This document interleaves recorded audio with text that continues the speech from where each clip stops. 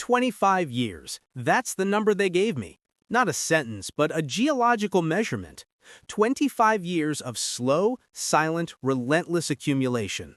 My arteries, they explained, weren't clean open highways. They were, in their words, significantly compromised.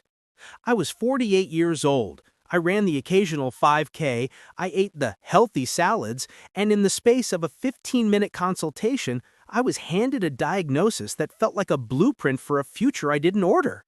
I had atherosclerosis. Not just the everyone has a little kind, but the we need to discuss statins and interventions kind. And the number that haunted me, the one that stuck in my brain like a piece of shrapnel, was 25 years. They estimated that's how long this process had been silently, efficiently, and expertly building walls inside me.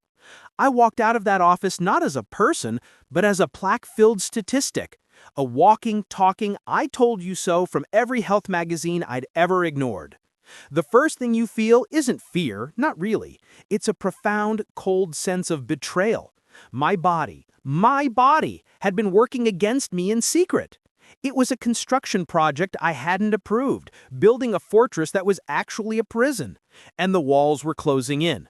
The conventional wisdom, the path laid out for me, was one of management. A lifetime of pills to manage the lipids, pills to manage the blood pressure, a life of counting, restricting, and waiting. Waiting for the next scan, the next test, the next sign that the walls were still going up. But something in me, a quiet voice beneath the panic, asked a very simple, very dangerous question. If my body could spend 25 years building this, could it not, if given the right tools, learn to unbuild it? Could this river, choked with silt and debris, be taught to flow clean again? This video is the story of that question. It's not medical advice. I am not a doctor. I am a researcher.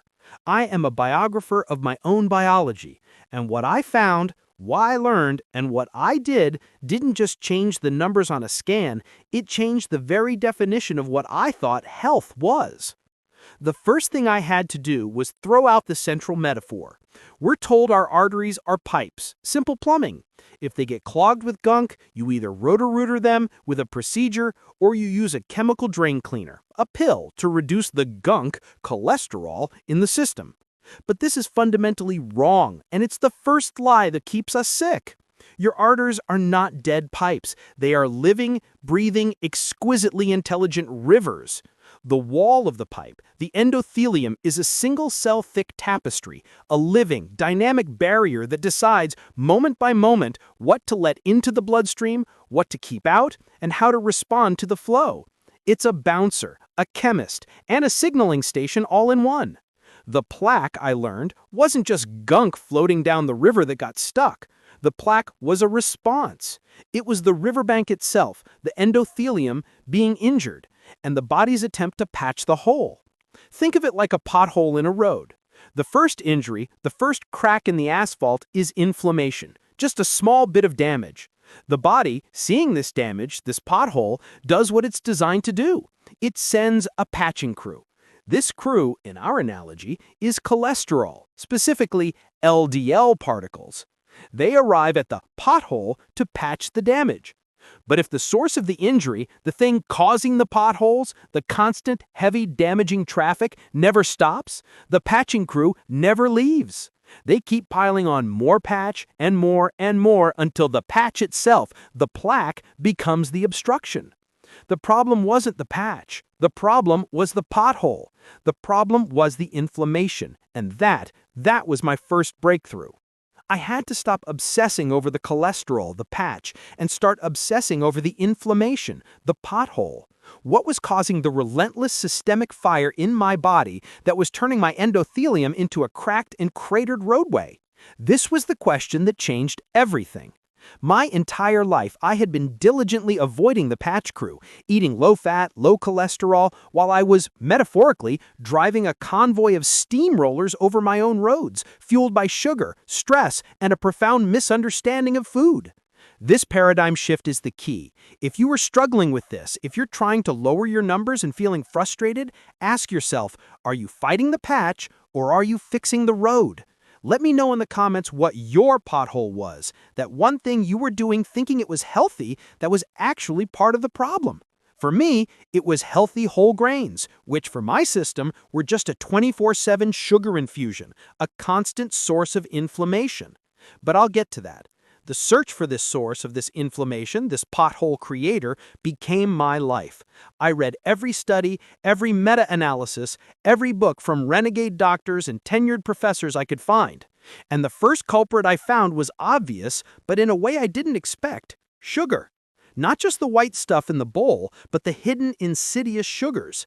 The high fructose corn syrup, yes, but also the healthy agave nectar, the fruit on the bottom yogurt, the breakfast cereal, and as I mentioned, the sheer volume of bread and pasta I ate. I learned that every time my blood sugar spiked, it was like a scouring pad on my endothelium. This process is called glycation, a word that should be far more terrifying to us than cholesterol. Glycation is, literally, sugar molecules sticking to proteins and fats, making them stiff, inflexible, and sticky. It was caramelizing my artery walls. It was creating the initial microscopic cracks, the potholes, that my body's LDL patch crew was desperately trying to fix. So I didn't just cut back on sugar, I declared war on it. I went cold turkey. The first 2 weeks were a special kind of hell. But then, something remarkable happened. The brain fog I didn't even know I had lifted. The chronic, dull ache in my joints softened. My energy, which I thought was normal for a 48-year-old, wasn't normal at all. It was the energy of a body running on emergency fumes. When I switched my fuel source from constant sugar burning to healthy fats, I became a different person. But sugar was just the first layer. The next layer was the type of fat I was eating. For 30 years, I had dutifully avoided butter and embraced margarine. I had shunned coconut oil for heart-healthy vegetable oils in clear plastic bottles, corn oil, soybean oil, canola oil. And I learned, to my horror, that these polyunsaturated fats, once believed to be our saviors, were perhaps the single greatest arsonist in my inflammatory fire. Here's why. These oils are incredibly unstable. When you heat them, or even just expose them to light and air, they oxidize. They become rancid, not just in the bottle, to a degree that makes them toxic. When you consume them, they create a storm of free radicals in your body. This brings me to the real villain of the story. It's not LDL cholesterol. That's like saying all people in hoodies are criminals. LDL is just the delivery truck. The question is, what is it carrying? And what is its condition? I learned there's a difference between big, fluffy LDL particles, which are largely benign, and small, dense, oxidized LDL particles. Oxidized LDL, that's the term. That's the patch that is sticky, inflammatory, and dangerous.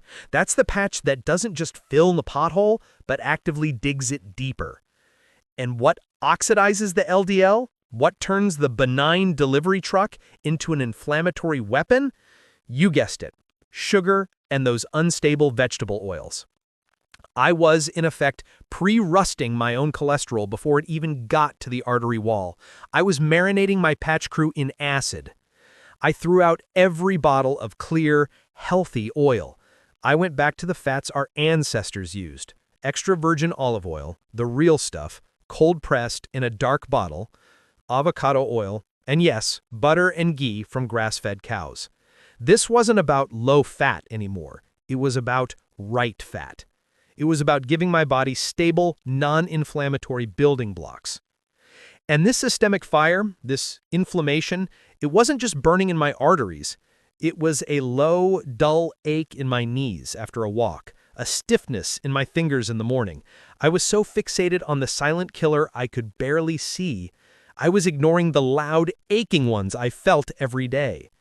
And in my research into taming this inflammation, I stumbled onto a completely different field of study, something targeting the specific inflammatory pathways in our cartilage, in our joints. It's a fascinating, revolutionary approach to mobility that works on a principle I hadn't seen before. It's too much to get into right now, but it's a vital piece of this whole body health puzzle. If you're feeling that same check engine light in your joints, I've put the research I found in the pinned comment. It's what I call my Joint Freedom Project. It's worth a look. And I find that fascinating, how the body's systems are all connected, how the fire in my arteries was the same fire in my knees, and how addressing one often unexpectedly helps the other. So I had fixed the pothole problem by cutting the sugar and the industrial oils. Now I had to learn how to heal the riverbank, how to support that fragile single-cell thick endothelium. And the answer, the magical molecule I'd never heard of, was nitric oxide. Nitric oxide, or NO, is a fleeting gas that your endothelium produces. It is the single most powerful vasodilator in your body. It is the molecule that tells your arteries to relax, to widen, to become flexible and pliable. It's the anti-stick, the Teflon coating for your blood vessels.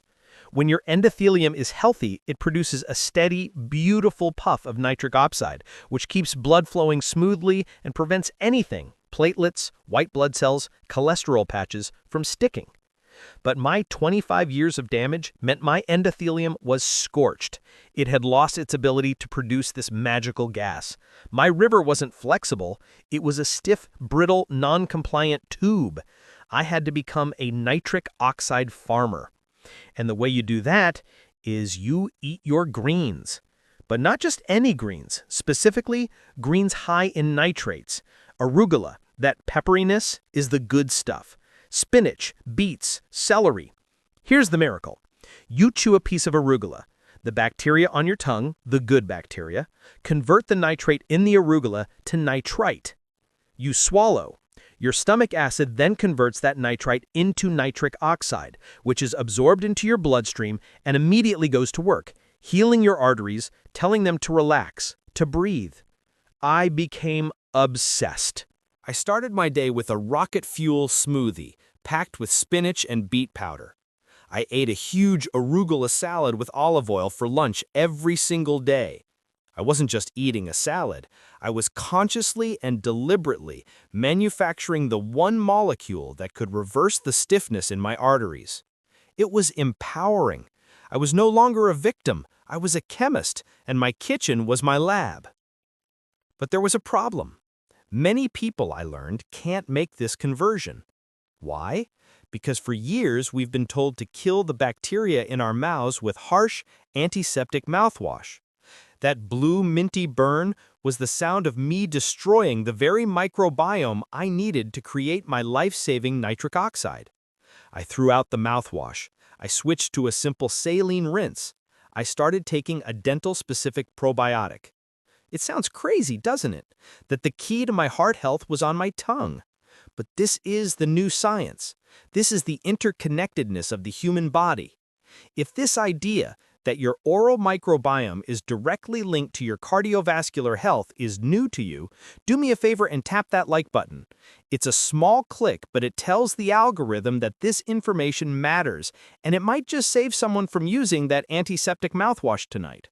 So I was fixing the potholes, I was healing the riverbank. What next? I had to address the flow of the river itself.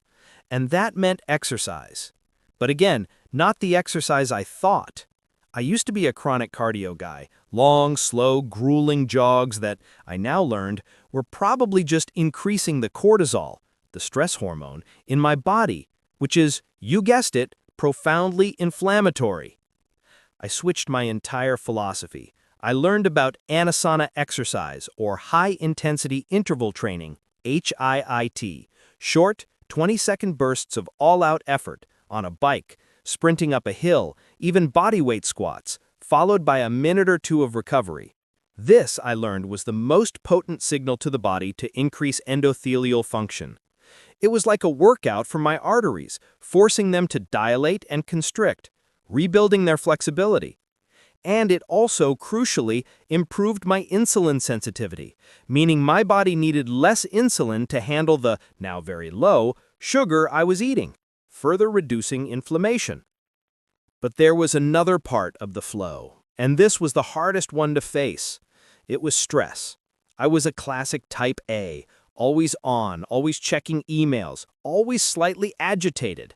And this chronic low-grade stress was keeping me in a permanent fight-or-flight state.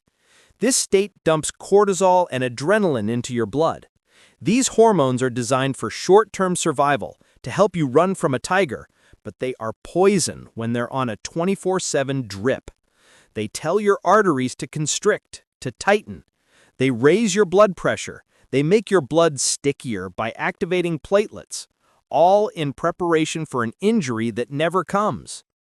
I was, in effect, creating the vascular conditions of a life-or-death emergency for 20 years straight, all while sitting at a desk. I had to learn to breathe. I mean, really learn. I started a practice of box breathing. In for 4, hold for 4, out for 4, hold for 4. Just 5 minutes of this, 3 times a day. This simple act was a direct message to my vagus nerve, the off switch for the fight-or-flight system. It was telling my body, you are safe. The tiger is not here. You can stand down. I learned that a walk in the woods wasn't just nice, it was medicine. The Japanese call it Shinrin-yoku, or forest bathing. The data is clear. Walking among trees actively lowers cortisol, reduces blood pressure, and boosts the immune system. My body wasn't just a machine to be fed the right fuel. It was an ecosystem that needed the right environment. It needed sunlight, vitamin D, another critical player in endothelial health. It needed quiet. It needed to be off. This journey was taking me to some strange and wonderful places. I was eating arugula for my tongue bacteria. I was sprinting for my arteries. I was breathing in boxes. But the next piece of the puzzle, the next layer of the onion, was my gut. I had heard about the gut-brain axis, but I had no idea about the gut-heart axis. I learned about a compound called TMAO. And this is where it gets weird, and it shows you how personalized this journey has to be. TMAO is a profoundly inflammatory atherosclerosis-driving compound, and it's produced by certain types of gut bacteria when they metabolize certain foods, primarily choline and L-carnitine, which are found in high amounts in red meat, eggs, and dairy. Now, for most people, this is not a problem.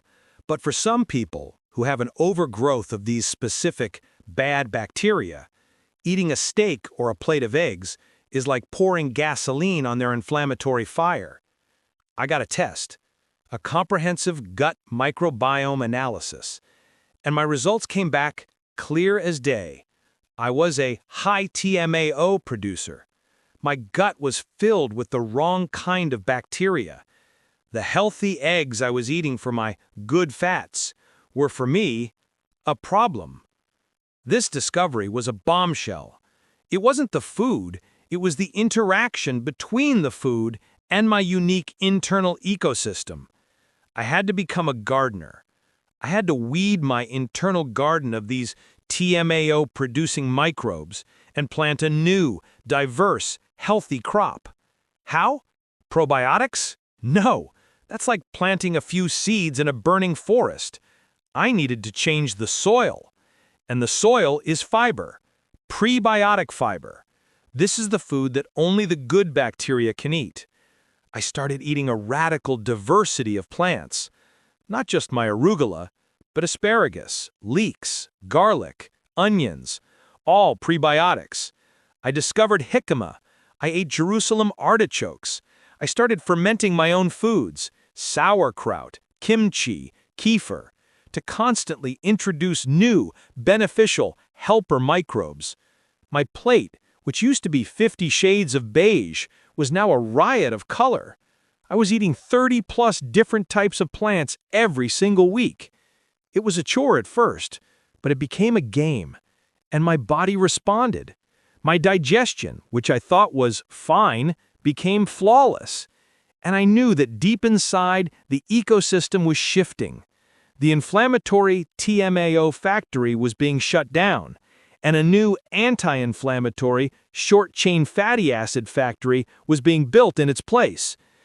We're about to go deep into the micronutrients, the small hinges that swing big doors, And if you're on this journey with me, if you're finding the story of biological detective work as fascinating as I did, make sure you're subscribed.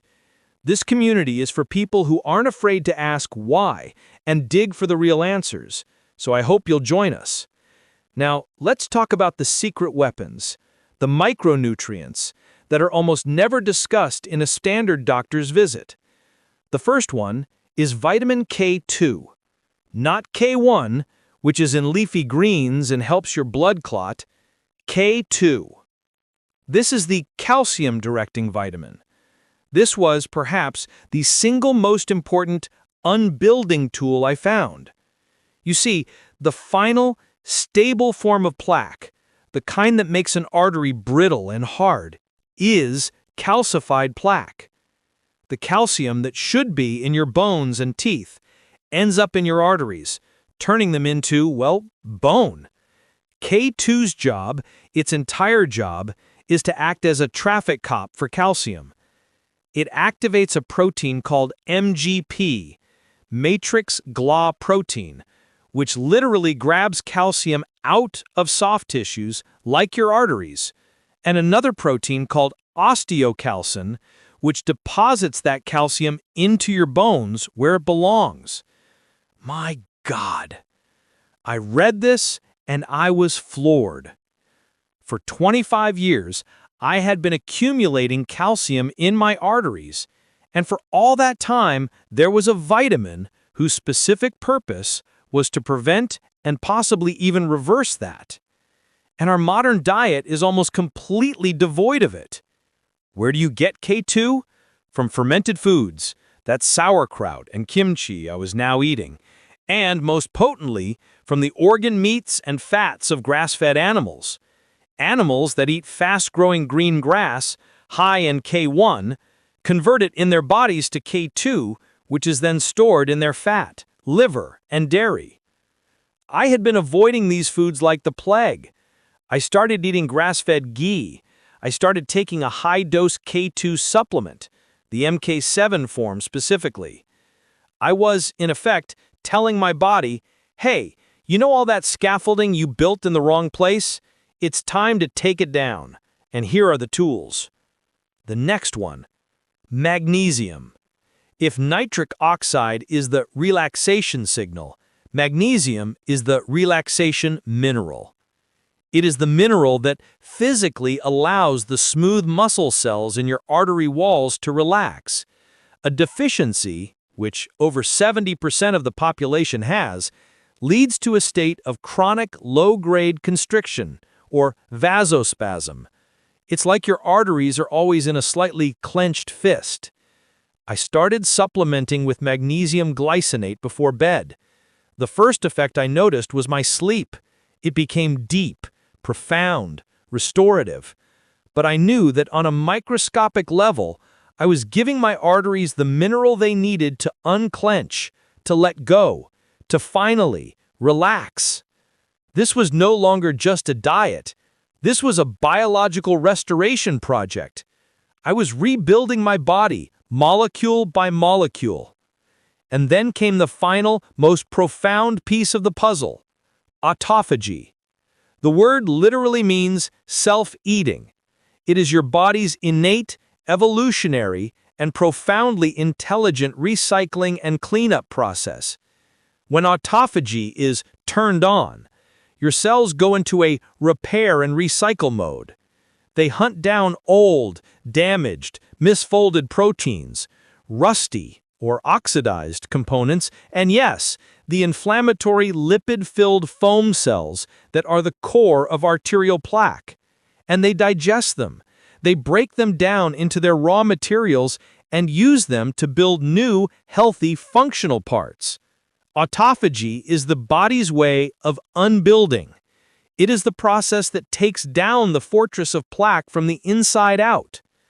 I had been so focused on what to put in my body, the arugula, the K2, the olive oil, I had never considered the power of what not to put in. I had never considered the power of not eating. The most potent, non-negotiable signal to turn on this deep-cleaning autophagy process is fasting. I started with simple, time-restricted eating. I compressed my eating window to 8 hours a day. From 8 p.m. at night until 12 p.m. the next day, I consumed nothing but water, black coffee, or tea. This 16-hour fast gave my body a break. It allowed my insulin levels to drop to the floor, which is the on switch for autophagy. For 16 hours every day, my body wasn't busy building, anabolism, it was busy cleaning, catabolism. It was patching the potholes, yes, but it was also, finally, removing the old bad patches. I felt clean, from the inside out. Once a month, I extended this to a 24-hour fast. Once a quarter, a 72-hour water-only fast. This wasn't for weight loss, this was for cellular renovation. This was me hiring the ultimate cleanup crew, telling them to go in, find the 25-year-old debris, and take it to the recycling center. It was the missing link. I was stopping the new damage with my food choices, but I was reversing the old damage with my fasts.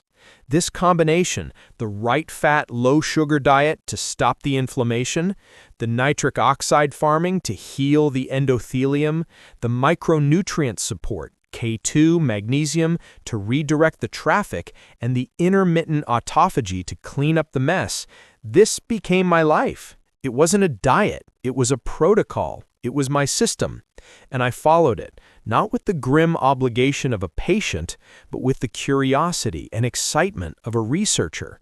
I was no longer a statistic. I was an experiment, an N of 1 trial, and my body was the laboratory. 6 months went by, then a year. I didn't just feel better, I felt rebuilt. My energy was boundless. The joint pain was a distant memory. I was stronger, leaner, and clearer-headed than I had been at 30. But the real test, the one that kept me up at night, was the scan. I went back to the same clinic, the same technician, the same beige walls. My heart was pounding, not from exertion, but from a mix of hope and terror. I lay in the machine, and I breathed. I did my box breathing. I told my endothelium it was safe. I told my vagus nerve to stand down. A week later, I was back in the doctor's office. The same doctor. He had my new scan up on the light box, next to my old one. He was silent for a long, long time. He was looking at the screen, then back at his notes, then at me. Finally, he took off his glasses. He said, "What exactly have you been doing?" The significant compromise was no longer significant. The 25 years of accumulation had not just been halted, it had been regressed. The river was flowing. The walls were not just not closing in, they were retreating. It wasn't clean, it wasn't a pristine brand new pipe. You can't erase 25 years of damage in 18 months, but the reversal was undeniable. It was measurable. It was real. The plaque was stabilizing, he said. It was remodeling.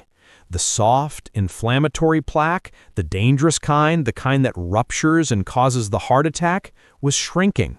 The hard, calcified plaque was, well, it was still there, but it was now inactive, like a healed scar instead of an open wound.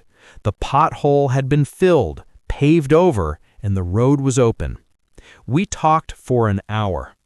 I told him everything about the tongue bacteria, about the K2, about the fasting. He just listened and took notes. And at the end, he shook my head and said, "I have to be honest, they don't teach us this." That was the moment. That was the victory. Not the scan, but that sentence. They don't teach us this. I had to go outside the system. I had to become my own advocate, my own researcher, and my own healer to find the truth that was right there in the biology all along. Our bodies are not designed to fail. They are designed to heal. We are not a collection of broken pipes. We are a community of intelligent, responsive rivers. And if you give the river what it needs, if you stop polluting it, if you nourish the riverbank, if you give it time and space to clean itself, it will find its way back to health. It wants to flow. Your body wants to be well. My journey started with a prescription I never filled. I was put on a blood pressure medication, amlodipine, on that very first day, and the fear of its side effects of a lifetime of management was the real catalyst for this whole journey. If you're on a similar medication, or if you've been told you should be, it is so critical to understand what these tools are and what they do. The journey I described is one of addressing the root cause, but many of us need tools to manage the symptoms while we do that important work, and knowledge is the most important tool of all. That's why I've made a deep dive video on the side effects of amlodipine, the very medication I was prescribed. It's on the screen right now. If you're in that management phase, please click it. Arm yourself with information. Understand the why behind what you're taking. Thank you for listening to my story. This journey isn't over, it's just the beginning, and I'm so glad and so grateful to have you on it with me.